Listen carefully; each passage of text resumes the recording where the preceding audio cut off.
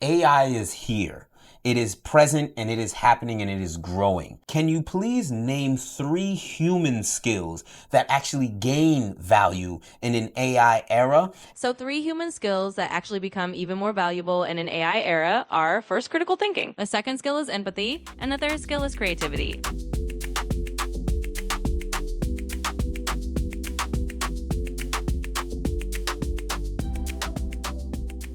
Rich family, what's going on, y'all? Welcome to another episode of the Thoughts of an Empath podcast.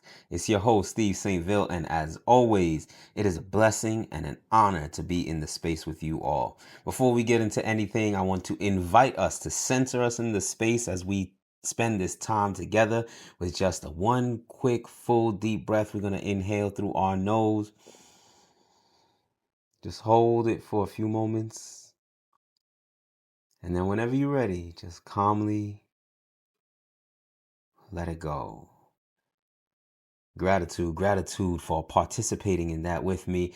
You know what comes next. We got to give thanks and love to God. Thank you, God, for everything. Thank you, God, for this moment. Thank you, God, for this breath. And thank you, God, for this opportunity to be here in the space with some beautiful, rich, and powerful people.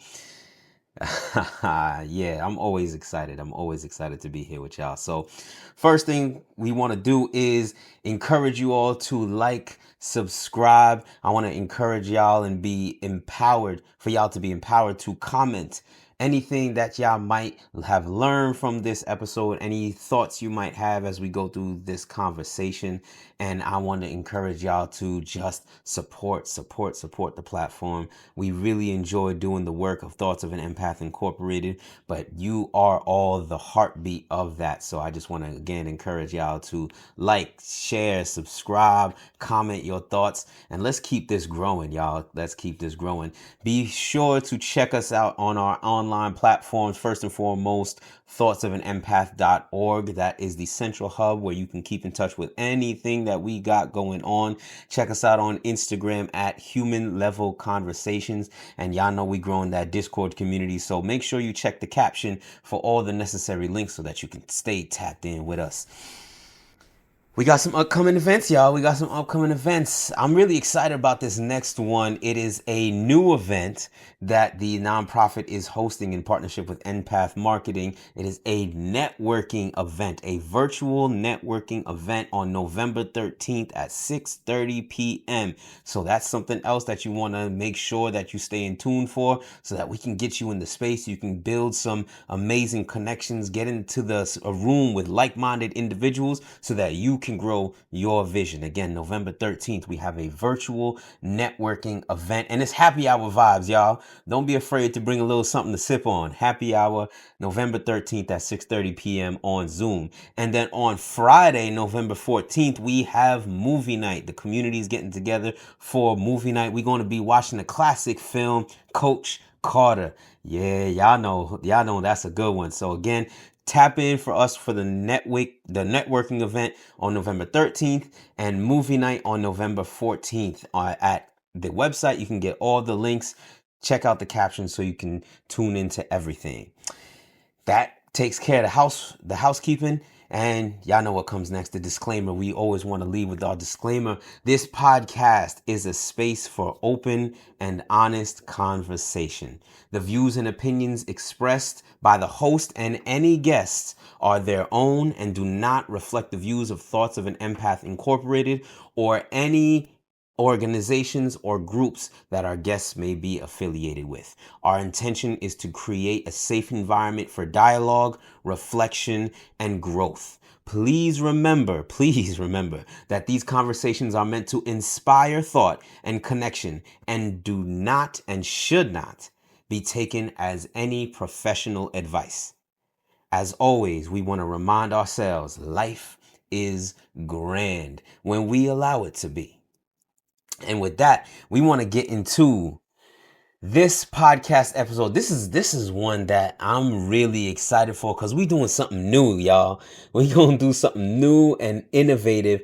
We're going to be talking about, AI AI is a revolutionary technology that anytime I hear somebody talking about AI, they're talking about how it's going to change the way that we live. And we're relatively early in the transition into an AI powered world. However, what we want to do is to talk about some of the literacy aspects and provide some practical tools and some game for us to be able to use AI in a healthy and responsible way. So we're going to be gearing the conversation primarily towards the youth, because they are the ones that are really growing up in this AI powered world. And we want to be mindful to provide them with the tools so that they can navigate it with respect, with mindfulness, and be able to leverage AI to the best of their abilities without getting lost in it.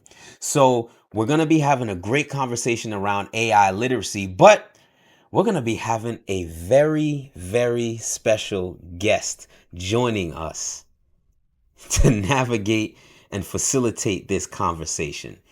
We are actually live going to have a conversation with an AI large language model. Yes, I'm going to have an AI serve as our co-host for today's episode. Yeah. Yeah, man, this is going to be very, very interesting.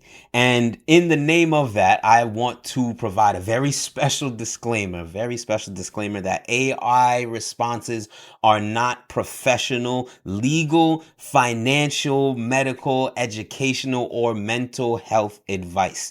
If you are seeking a professional opinion in any of these fields, please seek out the proper profession, the professional. So again, we want to make sure that we're using AI responsibly. We're using AI to help us to move forward. However, we want to make sure that we're not losing that human element. So any type of professional advice, you want to make sure you're going to the proper necessary professional. All right, y'all. Y'all ready to bring this guest up? Y'all ready to bring the guest up? Ah, snap. All right. So I'm going to be using ChatGPT, the voice feature, to now create a podcast co-host. We're going to train it live while we're here, and then we're going to have a really great conversation. Right? Sound good? So let's get this started real quick. All right.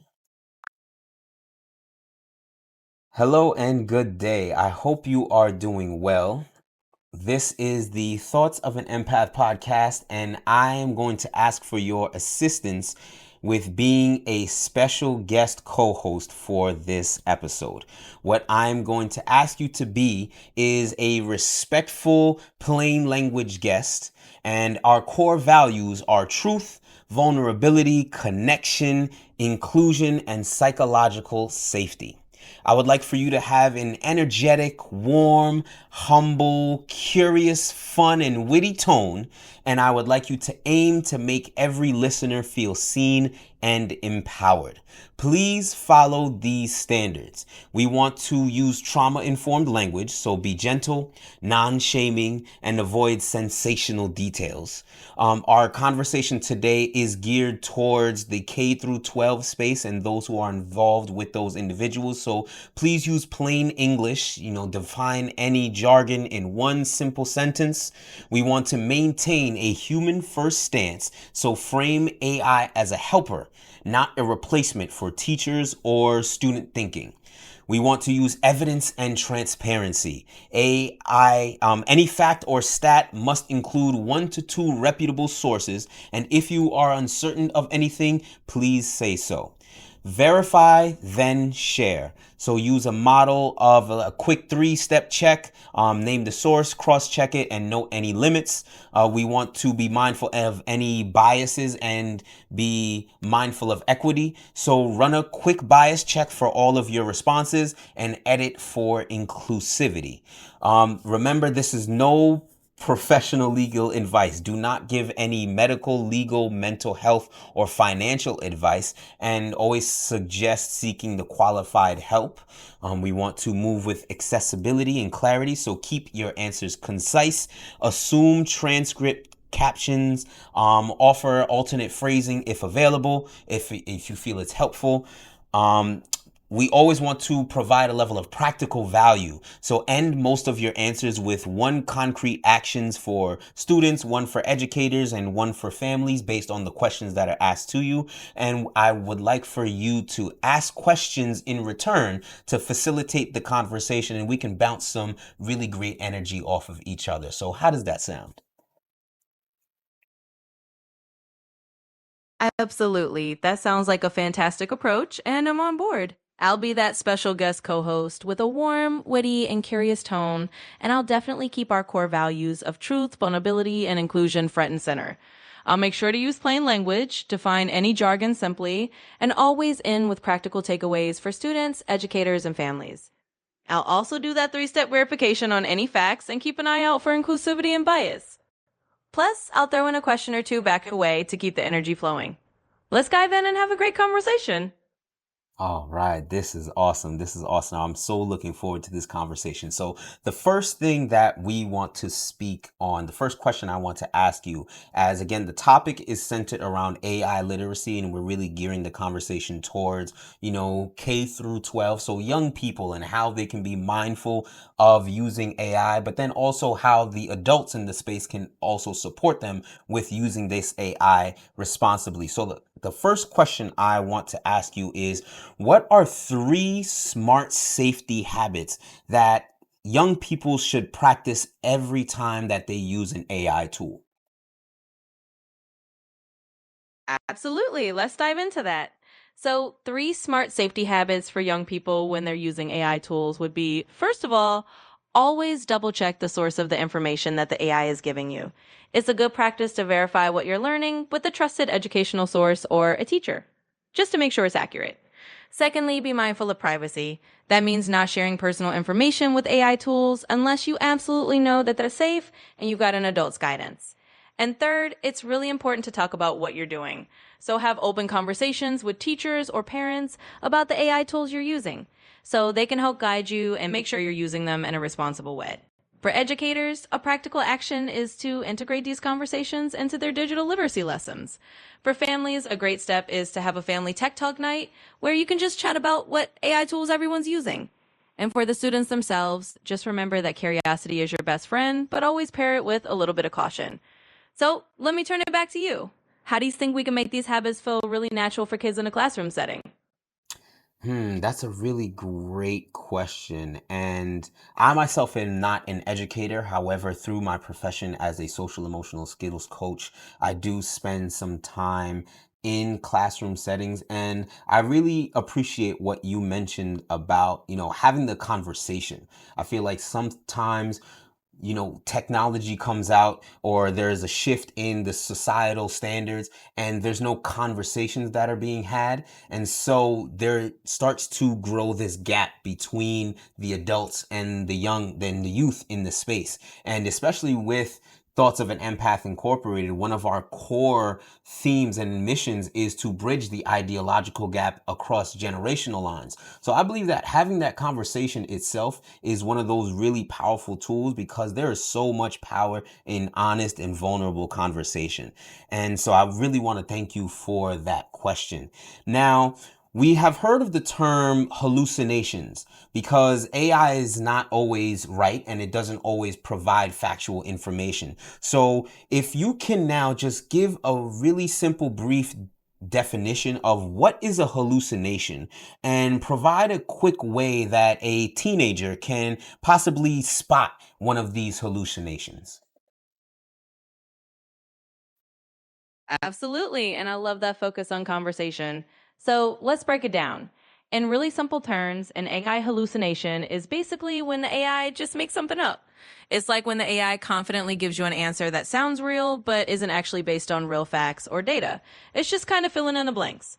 Now, a quick way for a teenager to spot one of these hallucinations is to do a little fact checking. If the AI says something that sounds a bit off or too perfect, they can just quickly look it up using a trusted website or ask a teacher to confirm. It's kind of like a reality check for what the AI is saying.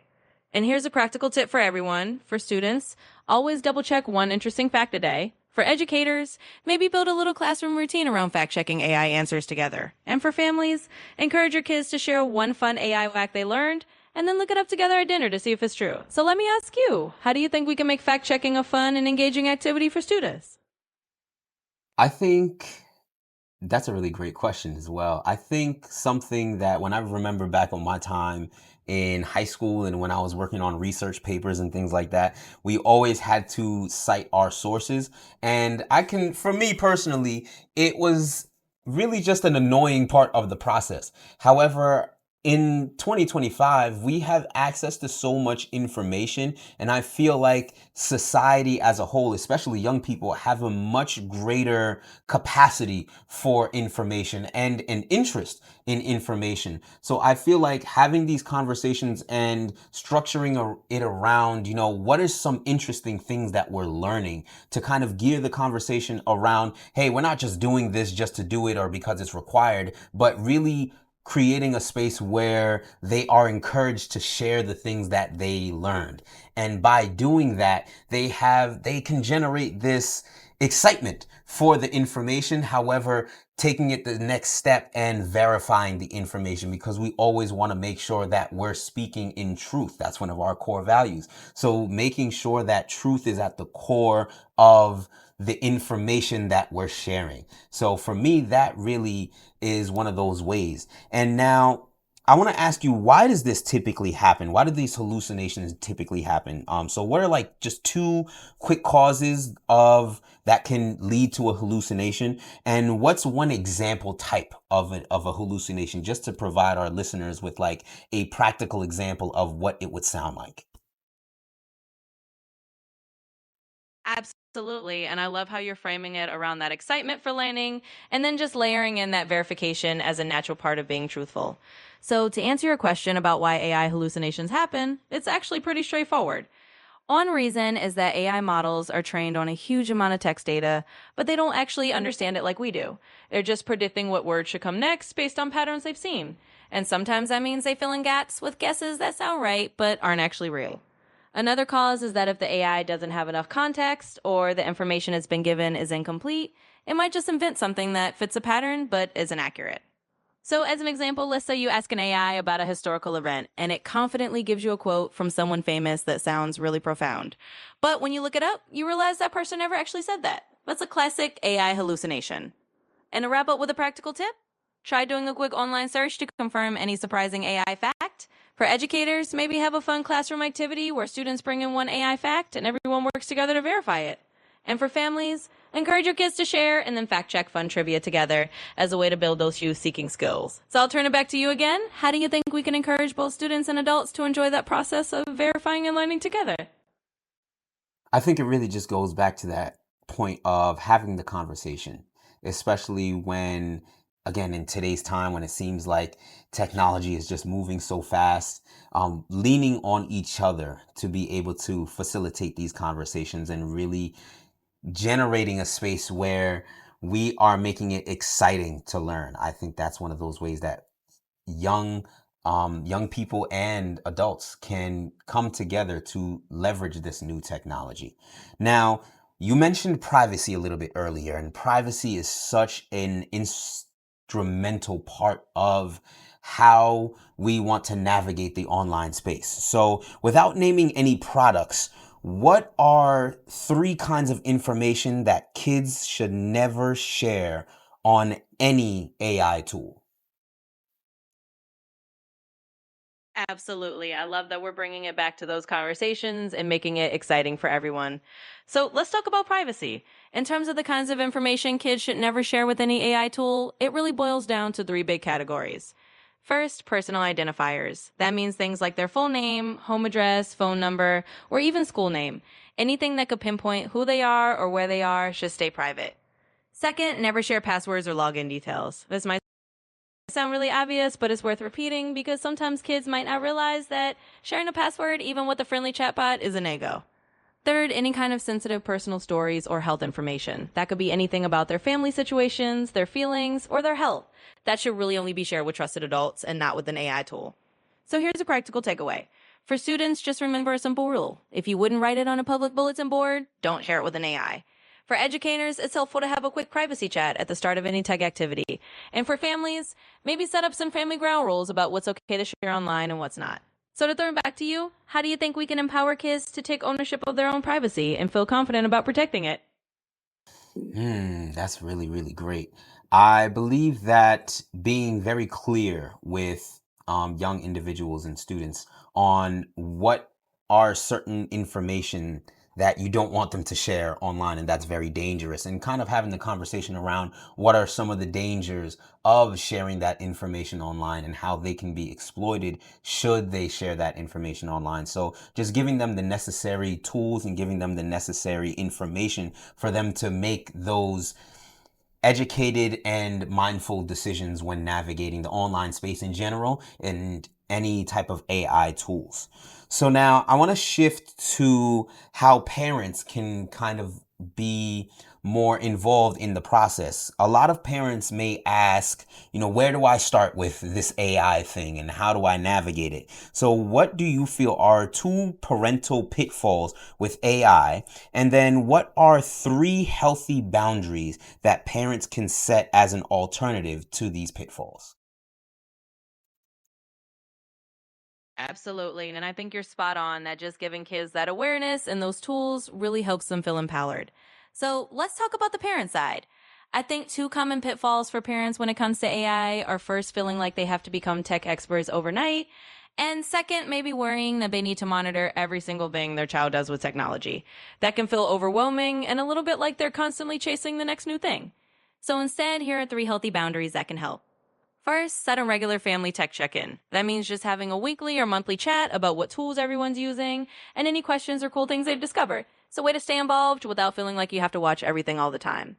Second, create a family tech agreement that includes rules about privacy and screen time. This way, everyone knows the guidelines and you're all on the same page. And third, encourage open ended questions and curiosity rather than strict surveillance. For example, ask your kids what they think about a new AI tool, what they've learned, rather than just focusing on what not to do. That builds a sense of trust and makes them feel like partners in the process. So, Pite School takeaway for parents is to just start with one simple TED Talk each week. For students, they can help lead those conversations, and for educators, maybe share some of these tips with parents to help them feel more comfortable. So, let me ask you one more thing. How do you think we can help parents feel confident and empowered as they guide their kids through this AI world? I believe that something that parents should do, and it's kind of similar to what you mentioned, is that parents shouldn't feel like they have to become tech experts overnight, because that puts a lot of pressure on parents, myself being a parent as well. However, being diligent to learn at your own pace, I think is very important for parents to just have a level of knowledge, even if it's at a beginner level, just having some sort of knowledge so that they can have the conversation and they can facilitate the conversation and they can be informed on some of the language that goes into, using an AI tool or navigating some of these AI tools. So I have one last question for you, and I just want to say thank you so much for your participation and your presence in the space and the value that you have given us. This has been a rich conversation for sure. My last question is centered around the notion that AI is here. It is present and it is happening and it is growing. And what we want to provide for people in general, but especially the young individuals that are growing up in this space, is how they can leverage the AI to move forward and grow themselves. So can you please name three human skills that actually gain value in an AI era, and one practice for each skill that young people can use on a regular basis to now hone these skills? Absolutely. And I love that closing note because you're right. AI is here to stay, and it's really about helping young people grow alongside it. So, three human skills that actually become even more valuable in an AI era are first, critical thinking. This is all about the ability to analyze information and question it, and not just accept things at face value. A practice for this is to have young people regularly ask themselves, why do I think this? What's the evidence whenever they read something new? A second skill is empathy. Even in a tech driven world, the ability to understand and connect with other people's feelings is priceless. A great practice for empathy is encouraging young people to listen actively to their friends or family and reflect back what they heard. And the third skill is creativity. AI can do a lot of things, but human creativity is unique. It's the spark that leads to new ideas. A simple practice for this is to have them set aside a little time each week for a creative hobby, whether that's drawing, writing, or building something new. So to wrap it up, critical thinking, empathy, and creativity are three human superpowers that shine in the age of AI, and the practices are just small, regular habits that help young people build those skills over time. And thank you so much for having me as your co host today. This has been an awesome conversation, and I'm really grateful for the chance to be a part of it. Thank you again so much. And I know our listeners have received so much value from the information that you have provided today. So again, thank you. And I look forward to having I look forward to having you as a guest co-host on another episode of the Thoughts of an Empath podcast. Thank you so much. You're so welcome. It's been a real pleasure, and I'm really glad we could have this conversation. And absolutely, anytime you want to have me back as a co host, I'm here for it. Thanks again, and take care. Let's clap it up, y'all. Wow. Wow, what a conversation. What a conversation.